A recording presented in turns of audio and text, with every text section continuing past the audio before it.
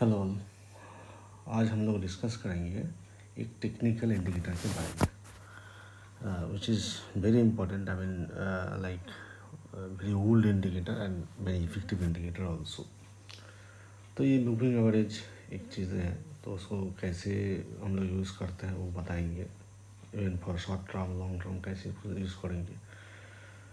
एक क्लैरिफाई और भी करना है, जैसे कोई भी टेक्निकल एनालिसिस ये 100% करेक्ट कभी नहीं होगा। ओके, आई मीन लाइक आप कोई भी इंडिकेटर और कोई भी टेक्निकल कैलकुलेशन यूज़ करेंगे, मैक्सिमम 75 to 80% करेक्ट होगा। उसी हिसाब से ट्रेड और इन्वेस्टमेंट करना है। लेकिन वो 75 to 80% अगर करेक्ट होगा वो भी बहुत होता है। अगर वो भी आप मार्केट से पैसा इनकम करना चाहते हो तो वो काफ़ी है, मतलब वो that correctness also will be there. Okay, तो मूविंग एवरेज,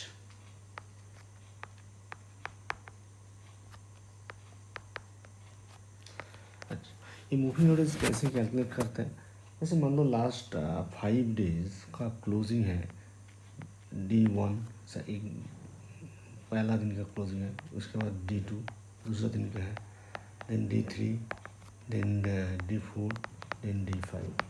इसको अगर डिवाइड बाई 5 कर दोगे तो ये सिंपल मूविंग एवरेज जो होगा ये 5 डेज का मूविंग एवरेज निकल जाएगा। तो ऐसे करके करके मान लो एक ग्राफ जनरेट होगा, जैसे ऐसे ऐसे करके लास्ट 5 डेज करते करते जाओगे तो ऐसे कनेक्ट करोगे तो ग्राफ जनरेट होगा। ठीक है, तो ऐसी मूविंग एवरेज ड्रॉ होता है। बट ये अभी मैनुअली करने की ज़रूरत नहीं पड़ता है। अब कोई भी वेबसाइट में जाओगे, मार्केट वेबसाइट में ये मिलता ही है और ये ऑटोमेटिकली ड्रॉ हो जाता है। चाहे आपको मतलब जो आपका ब्रोकरेज का भी वेबसाइट है, जैसे जीरोधा हो, एंजल ब्रोकिंग हो, आप स्टॉक्स हो, HDFC सिक्योरिटीज़ हो, ICICI डायरेक्ट हो, जो भी है, मतलब ऑल वेबसाइट्स में भी ये मिलता है। तो अभी हम एक जनरल वेबसाइट से दिखाएंगे, दैट इज़ charting.com। ओके, तो यहाँ पे आप देखो एक निफ्टी का चार्ट दिखा रहा है। ठीक है, निफ्टी का चार्ट में हम एक मूविंग एवरेज ड्रॉ करेंगे। तो ये टेक्निकल इंडिकेटर का साइज है। यहाँ पे देखो multiple moving average you can draw at A time. ठीक है, तो मैंने एक मूविंग एवरेज हम ड्रॉ करके दिखाते हैं, that is 5 days moving average. ठीक, तो जब भी 5 डेज मूविंग एवरेज हम करेंगे, अब देखो यहाँ पे एक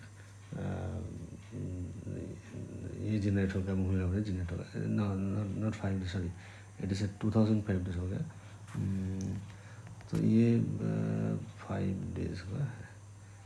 ये आप देखो यहाँ पे 5 डेज का मूविंग एवरेज जनरेट हो गया है। अभी देखो फॉर लॉन्ग टर्म इन्वेस्टमेंट के लिए हम लोग generally 200 day moving average use करते हैं, और शॉर्ट टर्म मतलब ट्रेडिंग और मतलब एडिशन के लिए हम लोग 5 डेज भी मूविंग एवरेज भी यूज़ करते हैं। जैसे अगर 200 डे करोगे तो ये लॉन्ग टर्म के लिए, फॉर इन्वेस्टमेंट पर्पज़ के लिए ये 200 डेली मूविंग एवरेज यूज़ होता है।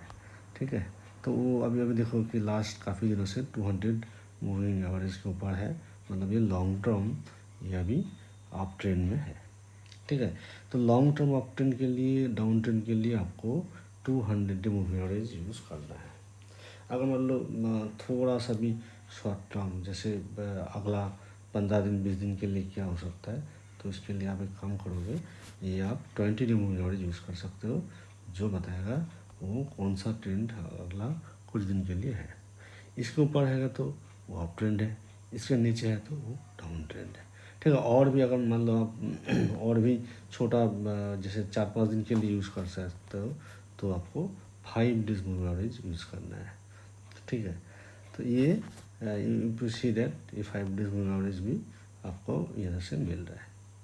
अभी ये और एक चीज़ है, जैसे मान लो आप इसको शॉर्ट टाइम फ्रेम में भी आप देख सकते हो, तो क्या होगा। शॉर्ट टाइम फ्रेम में अगर देखोगे, जैसे मान लो आवरली चार्ट, ठीक है, तो जैसे 1 मंथ में ये टाइम पीरियड को 1 मंथ कर दो, और इसको आप आवरली कर दो। अब देखोगे यहाँ पे आवरली चार्ट जनरेट हो गया है, ठीक है। तो उस हिसाब से आप ट्रेडिंग कर सकते हो, उस हिसाब से आप पोजीशन ले सकते हो, कोई भी स्टॉक्स का हो, इंडेक्स का हो। बट एक बात ये है, जो छोटा छोटा स्टॉक होता है जैसे पेनी स्टॉक्स है और स्मॉल कैप जो भी है, यहाँ पे ये छोटा मूवी एवरेज नहीं यूज़ करने का है, क्योंकि वहाँ पे मूवमेंट बहुत तगड़ा होता है ना। कभी 10% प्लस होता है तो कभी 10% माइनस होता है। तो ये जो मेरे लिए टेक्निकल इंडिकेटर, टेक्निकल एनालिसिस जो है ये अच्छा काम करता है, जो स्टेबल स्टॉक्स है और इंडेक्स के लिए मेरे, जैसे ये निफ्टी के लिए यूज़ करें, निफ्टी के लिए अच्छा काम करेगा, बैंक निफ्टी के लिए अच्छा काम करेगा। जैसे stocks like Reliance, TCS, HDFC bank, ICICI bank, ITC, LIC, तो ये सब जो बड़ा बड़ा स्टॉक्स है इसके लिए अच्छा काम करता है। छोटा छोटा स्टॉक में क्या होता है, इतना बड़ा मूवमेंट होता है तो मूविंग एवरेज भी इधर उधर हो जाता है, वो ठीक से काम नहीं करता है, ठीक है। तो ये ऐसे आपको पहले ऑब्जर्व करना पड़ेगा एक मूविंग एवरेज लेके कि उसको नेचर कैसे हो रहा है, उस हिसाब से मतलब 1-2 दिन नहीं, कुछ महीनों में उसको ऑब्जर्व करके आपको निकालना पड़ेगा वो कौन सा मूविंग एवरेज सही काम कर रहा है।